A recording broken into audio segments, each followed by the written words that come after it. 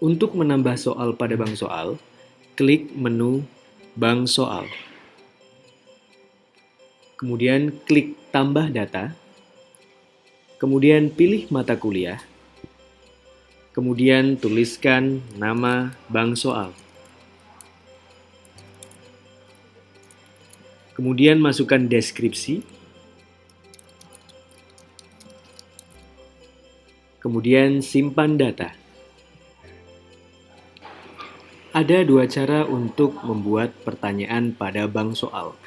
Pertama adalah dengan klik Add Question untuk menambahkan pertanyaan ataupun soal secara langsung. Kemudian dosen juga dapat import bank soal melalui import question dengan template file Microsoft Excel yang sudah disediakan. Untuk menambahkan pertanyaan, klik Add Question. Ada 3 jenis soal di sini. Pertama adalah soal benar salah, kedua adalah soal pilihan, ketiga adalah soal essay. Untuk menambah soal benar salah, klik soal benar salah. Kemudian di sini akan terlihat box untuk memasukkan soal. Masukkan pernyataan yang diinginkan.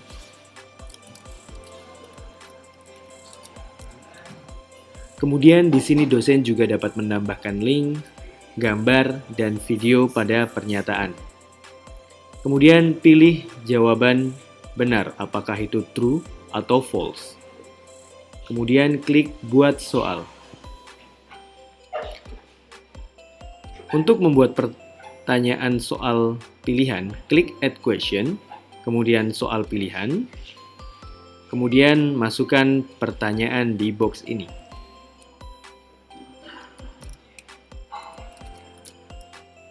Dosen juga dapat menambahkan link, gambar, dan video pada soal ini. Kemudian masukkan jawaban-jawaban.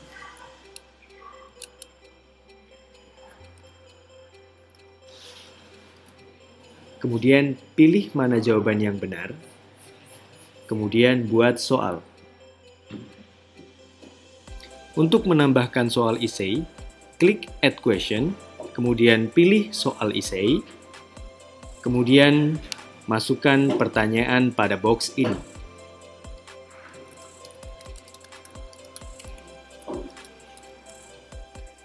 Kemudian buat soal.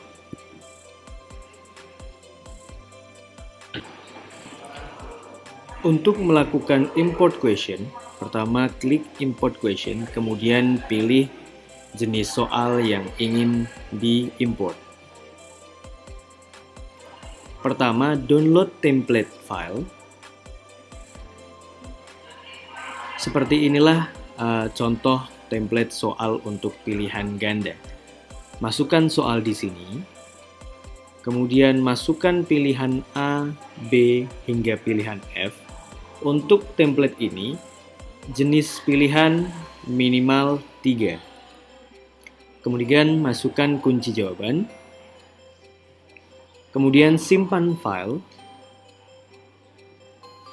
Kemudian pada halaman import question, pilih file Excel dengan klik choose file. Pilih file. Kemudian submit. Maka di sini terlihat soal sudah berhasil diimport.